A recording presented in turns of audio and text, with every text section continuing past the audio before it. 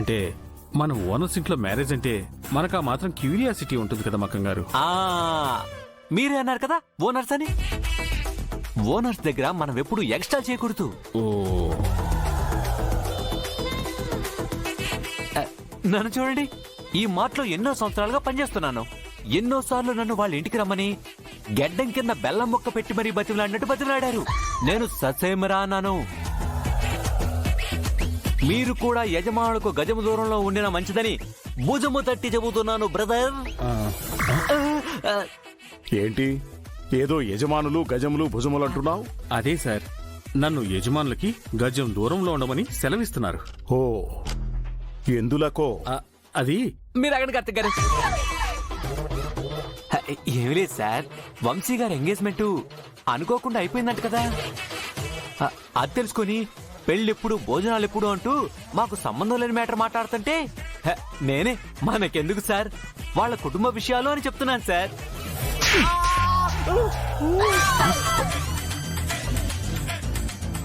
నేను ఎప్పుడైనా సరే మిమ్మల్ని జీతగాళ్లలా నేను యజమానిలా బిహేవ్ చేశానా? మన ఇంట్లో జరిగే ఎన్నో శుభకార్యాలకి నువ్వు వచ్చావుగా. అది చెప్పారు సార్. మీరు గడ్డం కింద బెల్లం పెట్టి మరీ బతిలాడారంట కదా. అలా చెప్పాడా? ఇంకా అది వదిలేండి సార్. స్టాక్ లిస్ట్ చెక్ చేయడానికి వచ్చారా? అన్ని డీటెయిల్ రాసి పెట్టాను, తీసుకొస్తాను. నేను దాని గురించి రాలేదు, నిన్ను చూద్దామని వచ్చాను. ఎన్నిసార్లు చూడడానికి ఏం ఉందప్పా? నన్ను చూడటానికా? అదే మాట్లాడడానికి. ఏం మాట్లాడడానికి సార్? పెళ్లి గురించి. పెళ్లి గురించా? అదేనయ్యా, మా వంశీకి మా సుధ కూతురు జయాకి నిశ్చితార్థం అయింది కదా, ఆ విషయం మాట్లాడడానికి.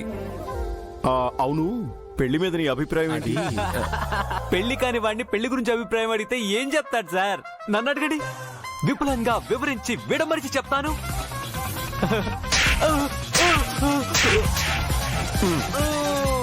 అర్థమైంది సార్. నీతో ఒక మాట చెప్పాలని వచ్చానయ్యా. నువ్వు ఇన్ని రోజులు ఎలా ఉన్నావో ఏంటో నాకు తెలియదు, కానీ నీకిప్పటి నుంచి ఒక వసుదైక కుటుంబం ఉంది. నీకేం కావాలన్నా మొహమాట పడకుండా ఒక స్నేహితుళ్ళ అడుగు, తండ్రిలా చేసి పెడతాను. అదే తండ్రి లాంటి వాడిని చెప్తున్నాను. అవును, మనలో మన మాట. ఈరోజు శనివారం కదా, నీ గర్ల్ ఫ్రెండ్ తో ఎక్కడికైనా వెళ్లే ప్రోగ్రాం పెట్టుకున్నావా? గర్ల్ ఫ్రెండా? నాకా? ఏ లేరా? పోనీ మనసులో?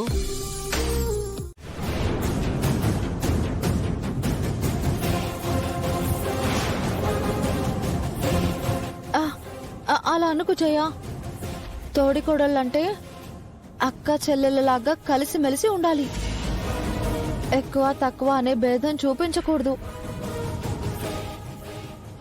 నెవర్. నువ్వు నేను ఈక్వలే కాదంటుంటే మళ్ళీ అక్క చెల్లెలంటావేంటి? నువ్వు నాకు ఎందులో పోలిక?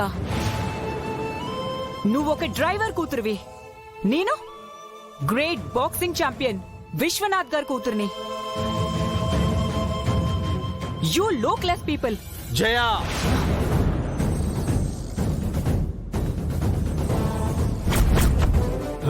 చెల్లి ఎలా ఇరికించిందన్నమాట.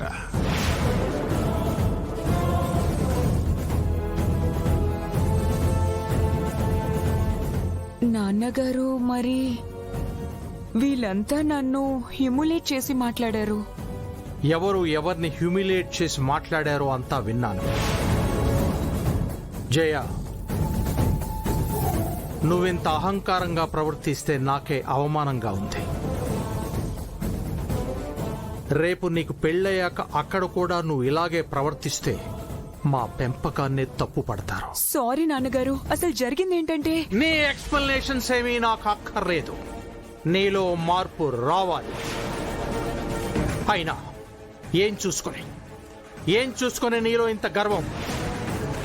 నువ్వు స్వతహాగా ఏమైనా సాధించావా, లేక నలుగురు మెచ్చుకునే పని ఏమైనా నువ్వు చేశావా? అట్లీస్ట్ నీ తల్లిదండ్రులుగా మేము గర్వపడే పని ఒక్కటైనా చేశావా? Nothing.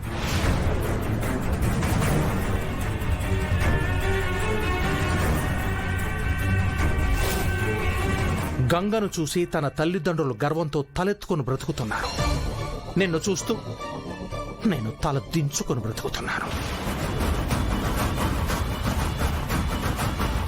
Sudha, do I deserve this?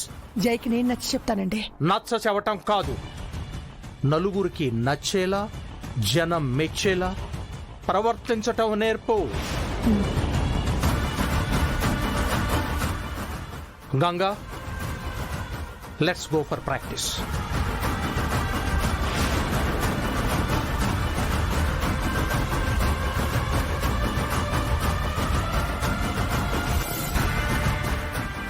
Feeling అవ్వకు జయ. సార్ కోపం గురించి నీకు తెలిసిందేగా. అదంతా సర్దుకుంటుందిలే. సిలే సార్ మళ్ళీ కేకలేస్తా, నువ్వు రాయే. ఆ అన్నయ్య. రా.